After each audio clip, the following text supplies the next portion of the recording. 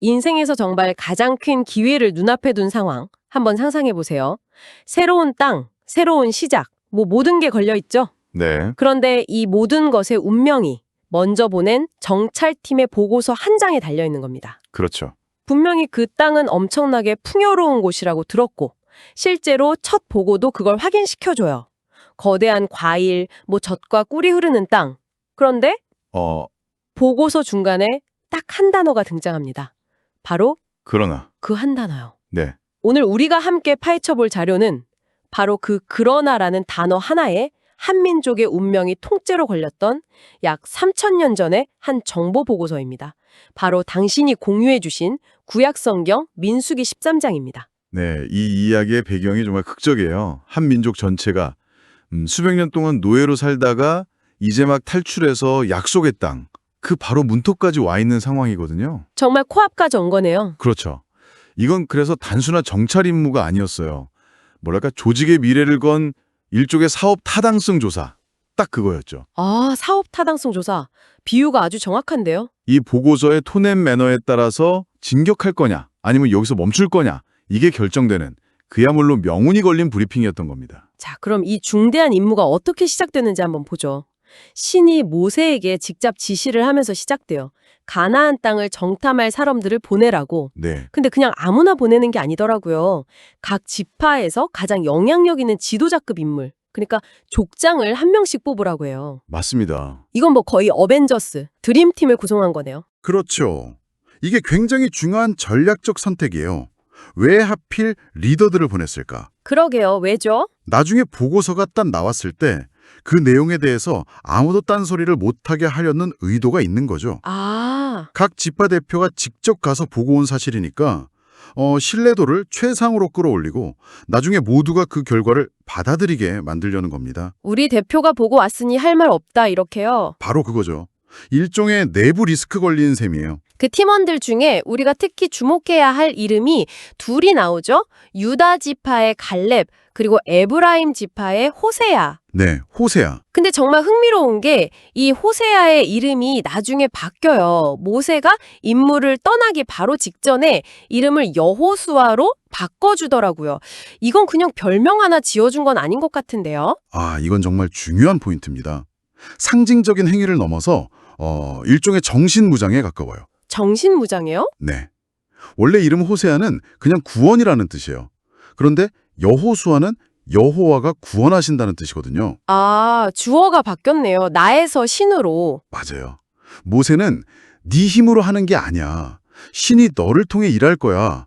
라는 그 사명을 이름에 아예 새겨준 거예요. 와, 앞으로 마주할 게 엄청난 현실 앞에서 너의 정체성이 흔들리지 않도록 일종의 앵커를 딱 내려준 셈이죠. 그렇게 드림팀이 꾸려지고 이제 모세가 아주 상세한 브리핑을 합니다. 정탐해야 할 항목들이 정말 꼼꼼해요. 그냥 가서 땅 좀 보고 와 이런 수준이 아니에요. 네, 정말 그렇죠. 먼저 그 땅 사람들, 강한가 약한가, 군사력을 보라는 거죠.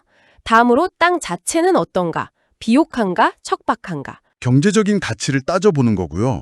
또 그들이 사는 곳이 그냥 허술한 천막인지 아니면 아주 견고한 요새인지 심지어 숲이 있는지 없는지 그러니까 천연 자원까지 다 파악하라고 해요. 이건 거의 현대 기업이 M&A 하기 전에 하는 실사 보고서 수준이죠. 딱 그 느낌이에요. 맞습니다. 군사, 경제, 농업, 지리적 요건까지 전부 포함된 아주 종합적인 실사 지침이죠. 근데 여기서 모세의 리더십이 정말 돋보이는 부분이 있어요. 어떤 부분이죠? 바로 마지막 지시인데요. 담대하라고 격려하면서 그 땅에 과일을 가져오라고 말합니다. 이게 정말 천재적인 지시예요. 아, 물리적 증거를 가져와라. 바로 그거죠. 백문이 불여 일견이니까요. 말로만 그 땅은 정말 좋았습니다 하는 것보다 눈앞에 그냥 어마어마한 과일을 딱 보여주는 게 훨씬 효과적이라는 걸 알았던 거네요. 정확합니다. 추상적인 보고는 사람들의 의심이나 불안을 잠재우기가 어려워요. 그렇죠. 하지만 손에 잡히는 증거, 눈으로 볼 수 있는 결과물, 이건 모든 논쟁을 단번에 끝낼 힘이 있거든요. 모세는 수백만 명을 이끌면서 그걸 정확히 알고 있었던 거예요. 사람 마음을 움직이는 건 화려한 말이 아니라 압도적인 실체라는 걸. 그 과일 하나가 이 모든 브리핑의 성패를 가를 핵심 증거물이 될 운명이었군요. 네. 자, 그래서 정탐꾼들이 이 지침을 가지고 40일 동안 그 땅을 샅샅이 훑습니다. 그리고 마침내 결정적인 증거물을 발견하죠. 네, 에스콜 골짜기에서요. 에스콜 골짜기라는 곳에서 포도송이를 발견하는데 와, 이게 정말 상상을 초월하는 크기였던 것 같아요. 그렇죠. 묘사를 보면 포도 한 송이가 달린 가지를 잘랐는데 너무 무거워서 장정 2명이 막대기에 꿰어서 어깨에 메고 와야 했다고 해요. 포도 한 송이를요? 네, 포도 한 송이를 2사람이 메고 온다니? 대체 얼마나 껐다는 걸까요? 그 사건이 얼마나 충격적이었으면 나중에 그 골짜기 이름이 아예 에스골, 즉 포도송이가 되어버립니다. 아, 지명이 되어버렸군요. 네, 지명이 될 정도로 상징적인 사건이었던 거죠. 약속된 땅의 비옥함과 풍요로움, 이걸 이보다도 완벽하게 증명할 수는 없었을 거예요. 그랬겠네요. 그런데 바로 여기서 이 환상적인 발견과 동시에 아주 불길한 존재와 마주칩니다. 아, 바로 안악자손입니다. 네, 그 이름이 계속 나오더라고요. 도대체 그들이 누구길래 이렇게 중요한 변수가 되는 건가요? 이 안악자손은 당대 사람들에게 거인족으로 알려진 뭐랄까 공포의 대상이었어요. 거인족이요? 네, 그러니까 정탐꾼들은 아마 2가지 감정을 동시에 느꼈을 겁니다. 상상도 못할 풍요로움에 대한 경외감, 그리고 그 땅을 지키고 있는 압도적인 존재에 대한 공포심. 이 극단적인 2 경험이 나중에 보고서가 완전히 둘로 쪼개지는 결정적인 원인이 되는 거죠. 자, 40일의 임무가 끝나고 드디어 보고의 순간이 왔습니다. 정탐꾼들이 모든 백성이 모인 앞에서 그 거대한 포도송이를 탁 내려놓아요. 와, 분위기가 정말 좋았겠네요. 엄청났겠죠? 그리고 보고를 시작합니다. 당신이 우리를 보낸 땅에 가보니 과연 젖과 꿀이 흐르는 땅이었습니다. 바로 이것이 그 증거입니다. 네, 여기까지는 완벽했죠. 그렇죠. 12명 모두가 동의하는 팩트였으니까요. 이제 저 땅은 우리 것이다 하고요. 그런데 바로 다음 순간 분위기가 싸늘하게 얼어붙습니다. 보고를 이어가던 정탐꾼이 그 한 단어를 꺼내거든요. 그러나. 그러나 이 단어 하나에 모든 희망과 기대가 무너지기 시작해요. 그들이 이렇게 말합니다. 그러나 그 땅의 백성은 강하고 성은 거대하고 견고합니다. 그리고 무엇보다 우리는 거기서 안악자손을 보았습니다. 이 보고 방식 정말 주목할 만해요. 이건 단순한 사실 전달이 아니에요. 의도적으로 공포를 극대화하는 아주 교묘한 화법입니다. 교묘하다고요? 네. 먼저 거대한 과일로 기대감을 최고조로 끌어올리잖아요. 그 뒤에 그러나라는 반전을 통해서 극복 불가능해 보이는 장벽을 딱 제시하죠. 희망의 정점에서 절망의 나락으로 떨어뜨리는 거군요. 바로 그겁니다. 듣는 사람 입장에서는 충격이 몇 배로 커질 수밖에 없는 구조예요. 그러니까 땅은 좋다는 팩트, 사람은 강하다는 팩트, 둘 다 사실인데 이걸 어떤 순서로, 어떤 뉘앙스로 전달하느냐에 따라 완전히 다른 메시지가 되어버린 거네요. 정확합니다. 이건 정보 보고를 넘어서 일종의 심리전, 여론전이 되어버린 거죠. 그리고 그들은 여기서 그치지 않고 더 나아갑니다. 이 부정적인 보고에 백성들이 술렁이기 시작하니까 그때 갈렙이 앞으로 나섭니다. 네, 갈렙이. 그는 동요하는 사람들을 진정시키면서 외치죠. 아닙니다. 당장 올라가서 저 땅을 차지합시다. 우리는 충분히 이길 수 있습니다. 굉장히 단호하고 자신감 넘치는 태도예요.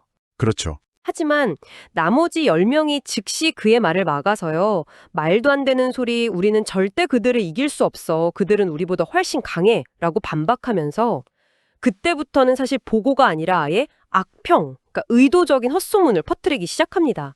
이 악평의 내용이 정말 가관이에요. 네. 그 땅은 거기에 사는 사람들을 삼켜버리는 무서운 땅이다. 우리가 거기서 본 사람들은 전부 다 키가 비정상적으로 큰 거인들이었다. 이런 식으로 사실을 과장하고 왜곡해서 공포를 막 퍼뜨리는 거죠. 네네. 그리고 마침내 이 모든 공포를 집약하는 결정적인 한 문장을 내뱉습니다. 바로 그 유명한 메뚜기 비유죠. 거기서 네피림의 후손인 안악자손 거인들을 보았는데 우리가 스스로 보기에도 메뚜기 같았습니다. 그러니 그들이 우리를 볼 때도 똑같이 생각했을 겁니다.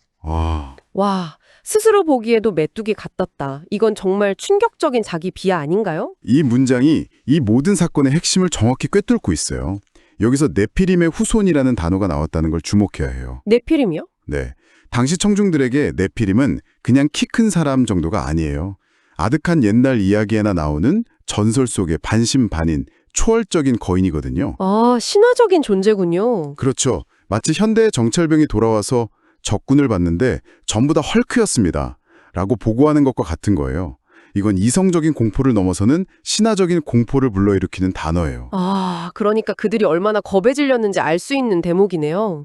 그런데 여기서 제가 궁금한 게 있어요. 네, 말씀하세요. 물론 거인들을 보면 무섭겠죠. 하지만 이 10명의 보고가 그냥 겁에 질린 사람들의 솔직한 심정이라고 볼 수는 없을까요? 어쩌면 그들이야말로 냉정한 연실주의자들이고 오히려 무조건 이길 수 있다고 외친 갈렙이 근거 없는 낙관론자가 아니었을까요? 아주 좋은 질문입니다. 일종의 현실적인 리스크 평가 보고서였다 이렇게 볼 수도 있지 않을까요? 네, 그게 바로 이 이야기의 핵심을 파고드는 질문입니다. 겉으로 보면 10명의 보고는 합리적인 위험 분석처럼 볼 수 있어요. 하지만 그들의 결론을 이끌어낸 진짜 원인은 외부의 거인이 아니었어요. 그럼 뭐였죠? 그들의 내면에 있던 메뚜기였죠. 우리는 스스로 보기에도 메뚜기 같았다. 이 고백을 잘 보세요. 아, 가장 중요한 건 스스로 보기에도 라는 부분이에요. 그들이 스스로를 메뚜기라고 규정하는 순간 이미 싸움은 끝난 겁니다. 이건 외부 현실에 대한 평가가 아니라 내면의 자기인식에 대한 고백이다. 바로 그거예요. 이건 심리학에서 말하는 자기 충족적 예언의 완벽한 고대 사례입니다. 나는 메뚜기다 라고 믿는 순간 그 믿음에 맞춰서 현실을 해석하고 행동하게 되죠. 네. 그리고 결국 정말로 메뚜기 같은 결과를 맞이하게 되는 거예요. 그들은 그들이 보기에 우리는 메뚜기 같았을 것이다 라고 말하지만 이건 그냥 추측일 뿐이에요. 그렇죠. 물어본 건 아니니까. 네, 어쩌면 거인들은 그들을 보고 저놈들 뭐지? 하고 오히려 경계했을 수도 있죠. 하지만 이미 스스로를 메뚜기라고 결론 내렸기 때문에 상대방의 시선까지 자기 멋대로 재단해버린 겁니다. 그들을 패배시킨 건 안악자송이 아니라 그들 자신의 보고서였어요. 프레임이 모든 걸 결정해버렸네요. 정확합니다. 갈렙은 아마 저렇게 강한 자들이 지키고 있는 걸 보니 저 땅은 정말 어마어마한 가치가 있는 게 틀림없다. 저걸 차지하면 우리는 모든 걸 얻는다. 이렇게 생각했을 수도 있죠. 위협을 기회로 재해석한 거예요. 하지만 10명은 위협을 그냥 위협으로만 받아들인 거죠. 이것이 바로 리더십과 비전의 차이를 보여주는 대목이기도 합니다. 오늘 이 3,000년 전의 정보 보고서를 함께 분석해봤는데요. 정리를 좀 해보자면 똑같은 40일, 똑같은 땅, 똑같은 현실을 마주했지만 그곳에서 돌아온 12개의 눈이 만들어낸 보고서는 정말 하늘과 땅 차이였습니다. 네. 2명은 풍요로운 과일에서 가능성을 봤고 10명은 거인의 그림자 아래서 불가능성을 봤어요. 결국 사실 그 자체보다 그 사실을 어떤 프레임으로 해석하고 전달하느냐가 한 공동체의 운명을 결정했습니다. 그렇다면 이 이야기가 오늘을 사는 당신에게는 무엇을 의미할까요? 이 이야기는 우리에게 아주 근본적인 질문 하나를 던지는 것 같아요. 당신의 삶에서 마주하는 거인은 무엇인가요? 그리고 그 거인 앞에서 당신은 스스로를 무엇으로 보고 있나요? 혹시 나도 모르게 나는 어차피 메뚜기야 라는 그 부정적인 자기인식이 눈앞에 놓인 객관적인 가능성마저 나를 삼키는 땅으로 왜곡해서 보게 만들고 있지는 않은지 한번 돌아볼 필요가 있습니다. 모든 정보와 보고서는 객관적인 사실을 담고 있는 것처럼 보이지만 결국 그 보고서를 쓰고 해석하는 건 언제나 우리의 마음이라는 것을 기억해야 할 것 같습니다.